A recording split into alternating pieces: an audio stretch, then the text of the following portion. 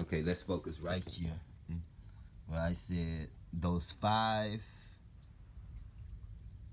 serpents. 5-headed serpent right there on the 6th part of the Tuat is called Metchet Mu Nepti Tuat. And let's show you the whole little register right there. Coming into it, you're gonna see the first register.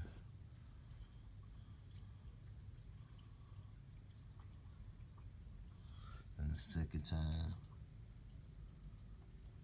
the Amon Ra figure. And the third register underneath it.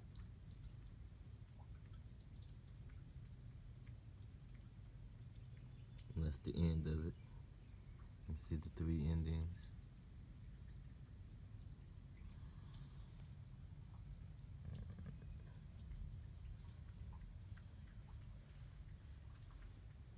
Alright, start there. Okay.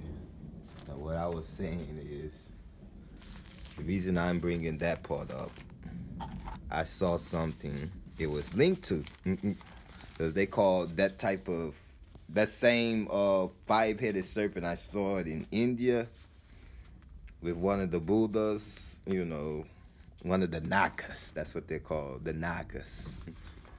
I think this is linked to something also. The 5 leagues of Sparta who sprung from the dragon. It's in the Cadmean myth. That's what I'm supposed to look up right now. Cadmus. I think it's linked to it some kind of way. Let's go to that. Now, this second register where I'm looking at what the 5 serpents are, one 5-headed serpent who sprung from the head of the dragon, it said in the Cadmean myth. Let me find it.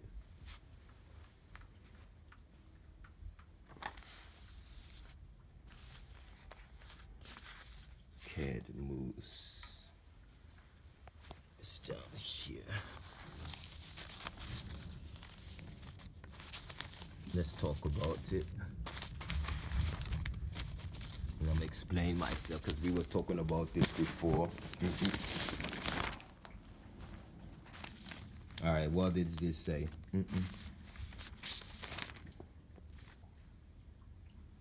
Cadmus. In Greek mythology, the son of Phoenix, or Aegina, king of Phoenicia. Start right there. That was in the Britannica. The Greeks are uncertain of who his father was. One is called Phoenix. So who is Phoenix to me? He's the son of Phoenix. I always see Khafra at the head of that bird, linked to the sun. He built a pyramid in Egypt like the sun. Khafra could be that same Phoenix. So he was a son of Egypt. See, the Khafra figure has a falcon or a hawk on his headdress, right? Looking out of the second pyramid at Giza. That's why I believe Phoenix would have been in the Cadmus myth. And I believe Cadmus to be this right here, Tutmos. The historical figure, Cadmus. Cadmus slaying a dragon, detailed from a black figure, Laconian Kilix in the Luthery. You see, Cadmus is slaying a dragon. Now, we looked at the 6th register of the Tuat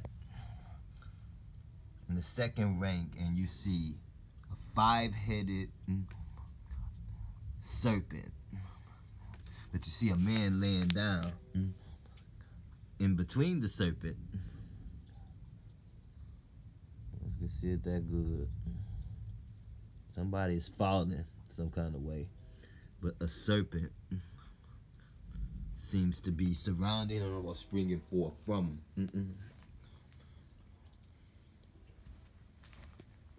Cadmus slew a dragon, just like Moses. In the biblical story of Moses killed an Egyptian man, right? So, all right, this is what it says. Europa was carried off by Zeus, king of the gods, and Cadmus was sent out to find her. Unsuccessful, he consulted the Delphic oracle, which ordered him to give up his quest, follow a cow, and build a town on the spot where she lay down. The cow guided him to Boeotia, it's called the Cow Land, where he founded the city of Thebes, or the best. Later, Cadmus sowed in the ground the teeth of a dragon he had killed. From these sprang a race of fierce armed men called the Sparti, meaning sown. 5 of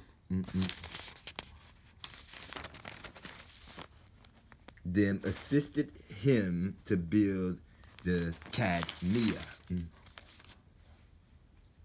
So this is like the story biblical. Moses killed the man, right? Then start preaching thou shalt not kill and gave the 10 commandments at Sinai. Those 5 from the man he killed. That's what I'm seeing. 5 nagas, 5 men sprung from the man he slew that they called the dragon.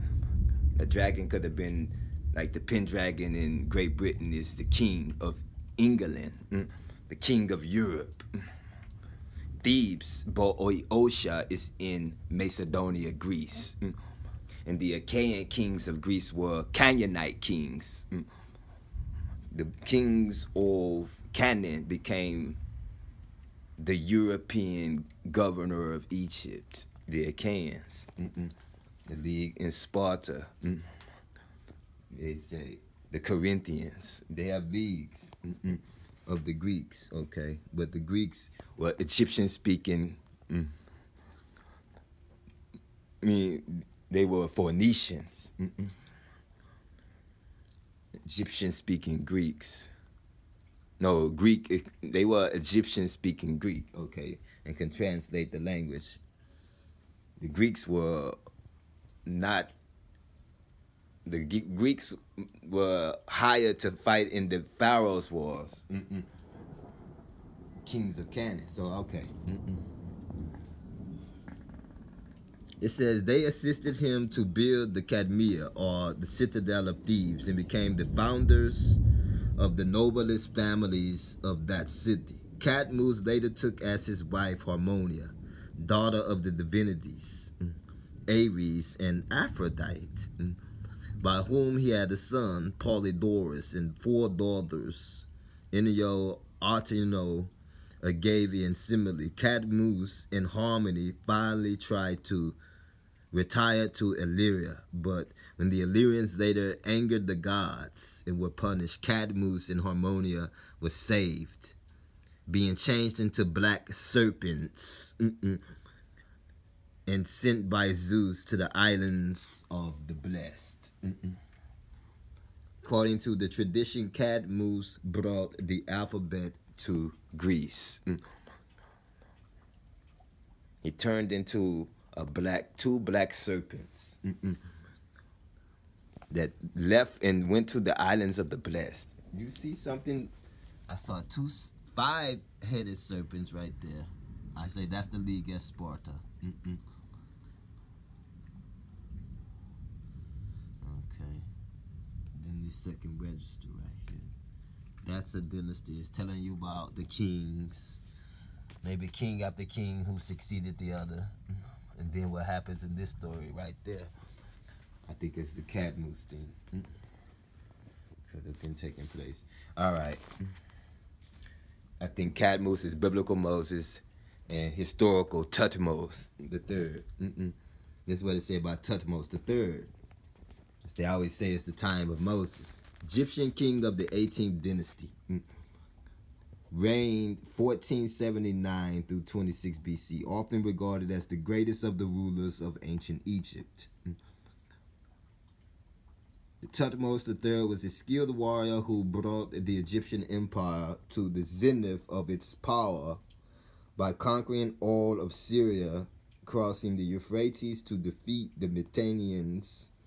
See, the Mitannians are the ancestors of the Greeks in all their territories. Mitannians, and pertaining south along the Nile to Napata in the Sudan. He also built a great number of temples and monuments to commemorate his deeds. Thutmose, minority. Thutmose III was the son of Thutmose II. His mother was one of the king's minor wives or concubines, named Isis.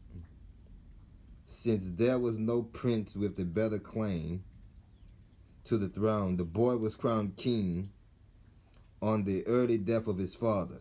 He was about 10 at the time and was betrothed to the heiress. So the king died when he was 10 years old. Just like the biblical Moses, some man died, and you say, he planted those 5 sons of that king right there in the Cadmus myth. The Thutmose II died. So that would probably be the 5 kings of Sparta in the Cadmean myth. That's what I believe. All right, back to what it's saying about Thutmose. The boy was crowned king on the early death of his father. He was about 10 at the time, and his brother betrothed to the heiress. His half-sister, Neferuri, Neferuri's mother, Hatshepsut, the daughter of Thutmose I and the wife and sister of Thutmose II, acted as regent in the 2nd year of his reign.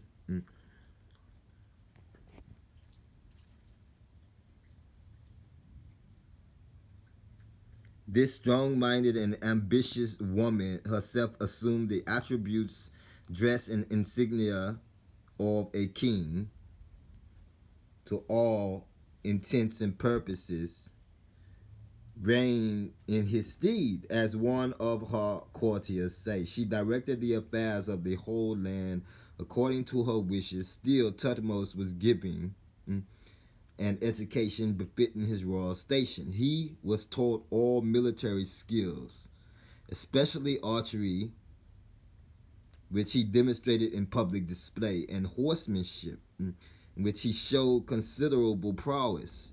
He was later to boast that none among his followers could equal him in physical strength and in workmanship.